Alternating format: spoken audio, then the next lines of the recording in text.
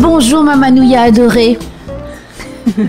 Aujourd'hui, je reçois Vaiana Giraud qui vient nous parler de ce beau projet de la Maison de la Culture. Donc, ça va se passer très bientôt. Alors, vas-y, dis-nous tout. Oui, tout à fait. C'est très prochainement. C'est le samedi 14 novembre 2015. Ce sera dans les Jardins de Paofei et c'est un événement qui est entièrement gratuit en accès libre. Il s'agit du premier Heiva Taravat Heiti que la Maison de la Culture organise. Alors, c'est un événement qui a une origine...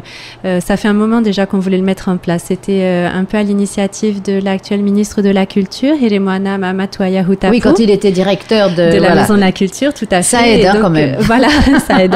Et donc, c'était quelque chose qui lui tenait à cœur et que forcément, on tenait également à mettre en place. C'était l'idée d'avoir un événement dédié au chant qui soit en dehors du Heiva et qui soit pas forcément mêlé à de la danse parce que nos Himene, nos Tarava ont aussi leur place à part entière dans, dans le paysage culturel. On retrouve le chant à part entière. Voilà, tout à fait. Et donc, c'est comme ça qu'est née l'idée donc de ce Heiva Taravat Tahiti qui regroupe cette année 7 groupes. Donc on a des groupes de pour une première, c'est bien. Voilà, tout à fait, on est très contents. Donc on aura 7 groupes au programme et surtout ce qui nous a beaucoup plu, c'est que comme il y a moins de groupes qu'au Heiva, les formations sont plus importantes.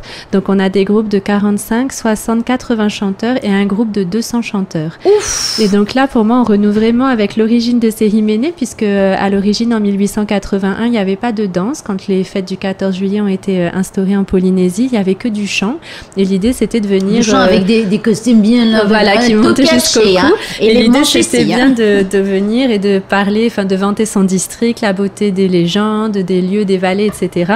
Et pour moi on renoue vraiment avec cet esprit là, avec un événement gratuit, un événement en plein air.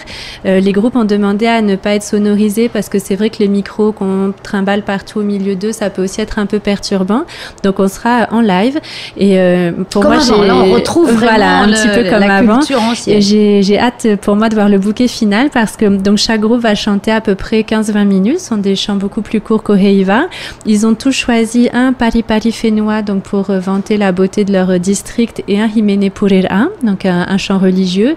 Et à la fin, il y a un chant commun qui va réunir l'ensemble des chanteurs. Et là, on aura 600 chanteurs de Himene qui vont entonner ce chant commun dans les jardins. Dans les jardins, comment ça va être en face de la stèle de l'autonomie. Donc là, il y a un grand espace ouvert où il n'y a pas trop de plantations. Donc, on va installer tout le monde ici.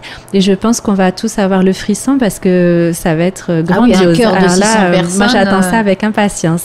Donc, on nous a dit, mais pourquoi le Taravat Tahiti? Parce que, bon, déjà, c'est une première. Hein, il fallait bien commencer avec quelque chose. Il y a toujours des langues qui... Voilà, non, mais c'est... Voilà. Et puis, bon, c'est amené à être suivi par d'autres éditions. Et puis, également, le Taravat Tahiti est un des taravas les plus complexes. Donc, il y avait aussi beaucoup de choses à travailler et c'est également notre objectif, c'est d'éclaircir la structure du Taravat Tahiti auprès du public.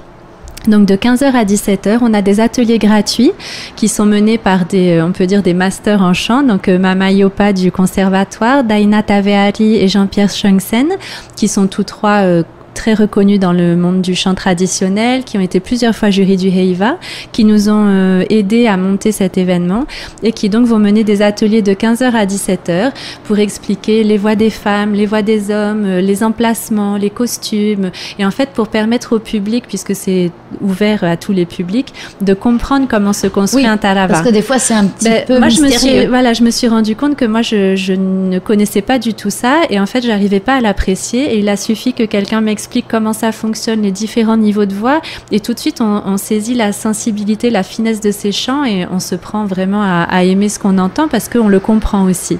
Donc c'est vraiment l'objectif de 15h à 17h, atelier gratuit et à 18h, concert de Himene avec un bouquet final. Au milieu de la nuit. Non, jusque sans doute vers 20h30 dans ces eaux-là, voilà. Mais ça va être, je pense, assez grandiose. Donc, samedi, le 14 novembre, samedi 14 novembre dans les jardins de Paofei, de 15 à 17 pour les ateliers et de 16 à 18 pour le concert.